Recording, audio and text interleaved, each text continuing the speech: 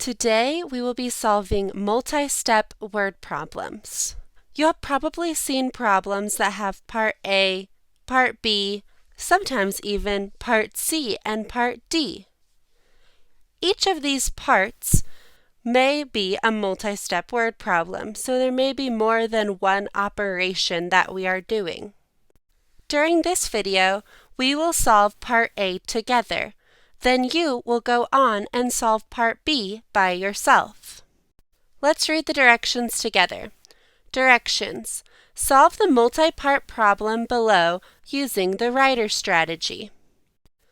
When solving word problems, we use the acronym RIDER, R-I-D-E-R, in order to think through the steps that we need to take in a complex problem. We are going to begin with part A of this problem. We will begin by R, read and annotating the problem. Let's read the problem together. A team of 6 workers work an 8-hour shift at a pastry factory. Each hour, the team produces 456 pastries. If each person on the team produces the same amount of pastries, how many pastries would an individual worker make during one shift? On the next slide, you have these tools in the purple box. These will help you annotate. You can box and circle, either in orange or in pink. You can underline in red or blue, and you can highlight in either yellow or green. For example, you can click on the orange box and drag it over to where you want to circle. Then you click on the box on the right side, and you can make the box bigger or smaller in order to circle the words that you want. I always start with underlining the question. So we can see our question is, how many pastries would an individual worker make during one shift? So I will grab a blue underline and drag it up to my question. Then I will take the dot on the end and pull it over so that it underlines my entire question. In the question, we can see that we need to know how many pastries an individual worker would make. I highlighted individual worker because we know that that means one worker, whereas we have already circled that there's a team of 6 workers. They also work an 8-hour shift, so I'm going to circle 8-hour shift. Then we can think to ourselves, each hour the team produces 456 pastries. Now, one thing I want to point out is that in our first box, we talked about the team. So I'm going to highlight the team because there we're talking about a team of 6 workers. Then each hour we were talking about the team. But our question is asking for an individual worker. So we have to think to ourselves, if each person on the team produces the same amount of pastries, so I circled that because again, we're talking about the team versus each person. So that will help us figure out about the individual worker. The other thing that we need to think about is how much they make during one shift. And up here, 8 hours in one shift was our clue to one shift. And then we also have each hour here. So there we have 2 parts. We have the people and the teams and the shift and the hours. So we know this is going to be a 2-part question. Make sure that you have a piece of paper in front of you. If you do not have one, pause the video and go get one. Remember, at any point during this video, if I'm going too fast, you can pause the video. You can also rewind at any point. On your piece of paper, you are going to draw 4 quadrants. So you're going to draw a line down the middle and a horizontal line about 3/4 of the way down your page. We already did R, read and annotate. Now we're going to I, identify a strategy. So we have to decide, based on what we learned in our problem, which operations we are going to use. Are we going to use addition, subtraction, multiplication, division, or comparing? Let's write down what we know. We know that each hour the team produces 456 pastries. So on your paper you should have I, and I like to circle it when I'm writing it on my paper so that I know. We're going to write in 1 hour, because it said each hour, the team produces 456 pastries. And that's the team. We also know, based on our question, how many pastries would an individual worker make, that we need to know how many pastries does an individual worker make. So in 1 hour, how many pastries does an individual worker make? Can we figure that out based on the information that we're given? Yes. What do we know about the team? We know that a team has 6 workers. So we're also going to write that the team equals 6 workers. We also know that each person on the team produces the same amount of pastries. So we're talking about equal groups of pastries. So we need to think to ourselves, there are 456 pastries each hour. We know we need equal groups of pastries between each of the 6 workers. So for equal groups, we're either going to be doing multiplication or division.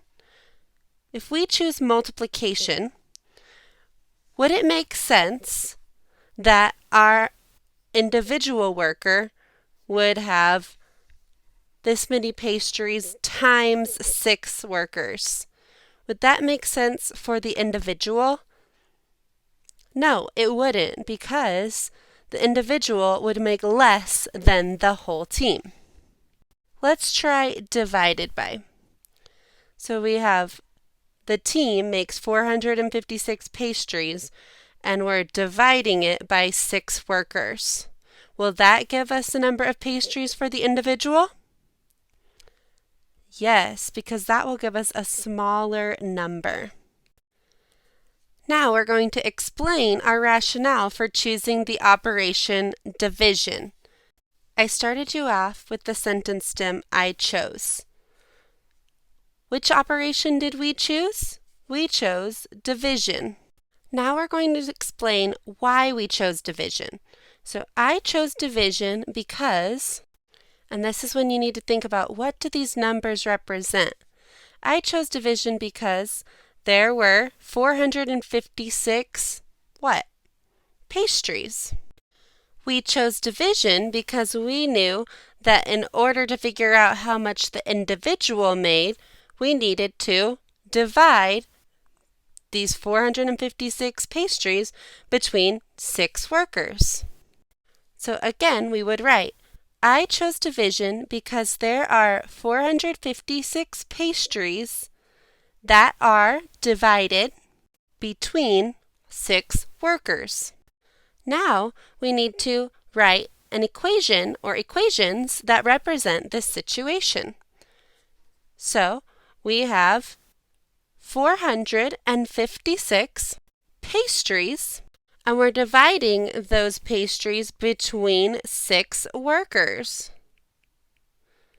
Now, is that going to give us the number of pastries or the number of workers? Well, it should give us the number of pastries that the individual worker made.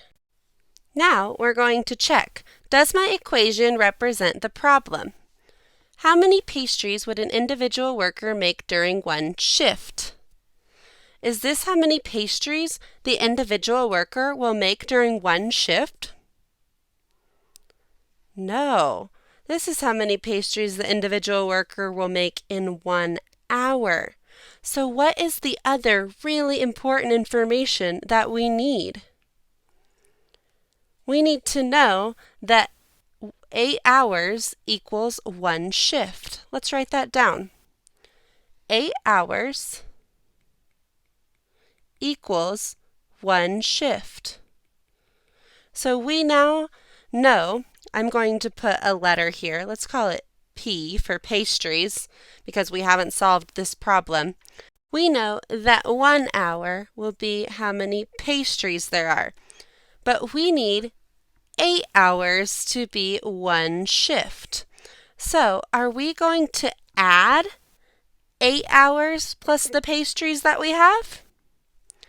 No, that doesn't make sense. Are we going to take the number of pastries we have and subtract 8 hours? No, I can't subtract hours from pastries.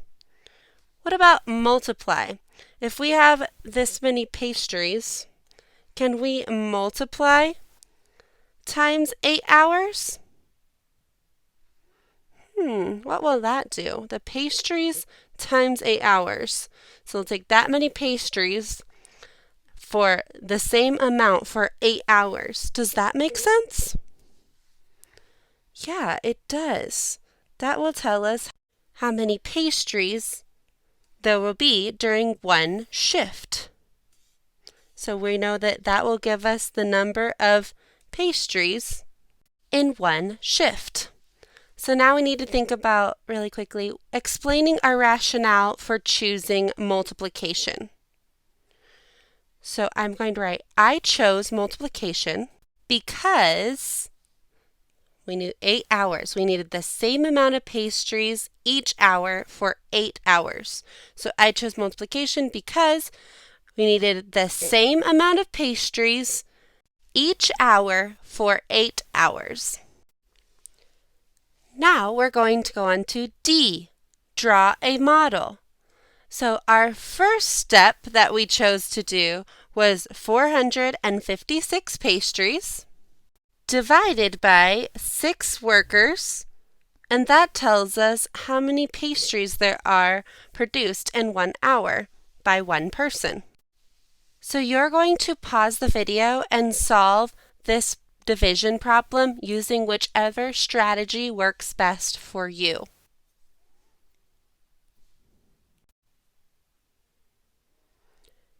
Make sure that you check your answer by taking your quotient that you got times your divisor and adding your remainder if there are any, and seeing if you got your dividend. If you did get your dividend, then your number of pastries is correct. Our next step that we're going to do is we're going to take our number of pastries, which I'm going to write P for pastries, and we're going to multiply that times 8 hours. And that will give us how many pastries 1 person made during 1 shift. Now you're going to pause the video and use a multiplication strategy of your choice to solve. If you're unsure about if your answer is correct, you can always estimate. P is about how many times 8, and see if that's close to the number of pastries that you got. Now we're going to solve the equation. So we're going to look over here to find the equations that we had come up with. So we had 456 divided by 6, and then I want you to write the number that you came up with from your model. Then we'll look back and say, okay, the number of pastries that we got here, you're going to write that same number here, and then you're going to multiply it times 8, which will give you the number of pastries for an individual worker for 1 shift. All right, we have the hardest part out of the way. Now we're going to evaluate. Is my answer reasonable?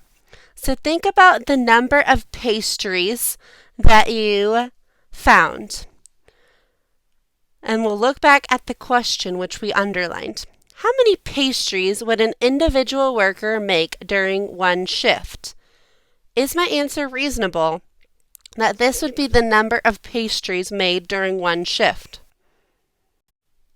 So I've started you with the sentence stem.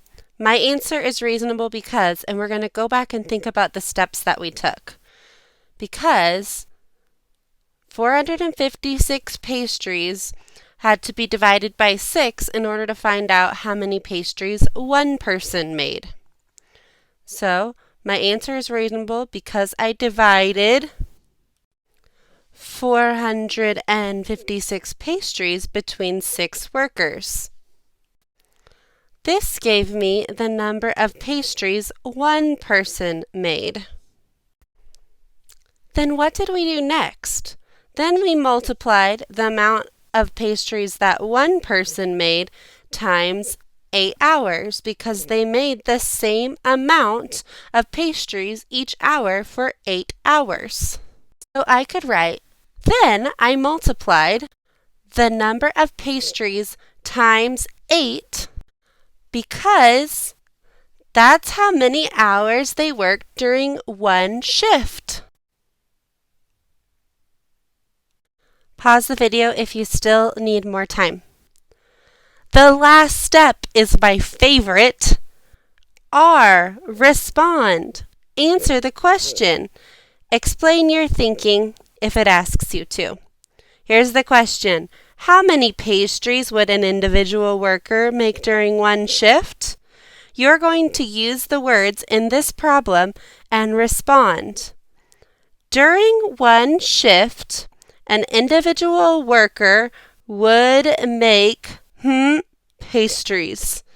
Go ahead and write that here.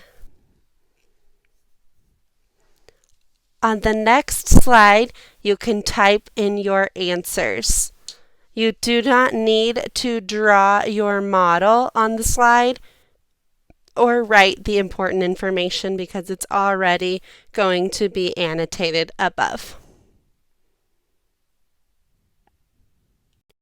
Once you have your answers typed in for the video that we just did, you are able to go on and do the following slide, which is the independent work. You can do that by yourself. You can drag these to annotate the problem. And on your paper, you'll draw your 4 quadrants. Make sure that you write down everything on your paper that you need to, so then it is easy to type your answers in on the next slide.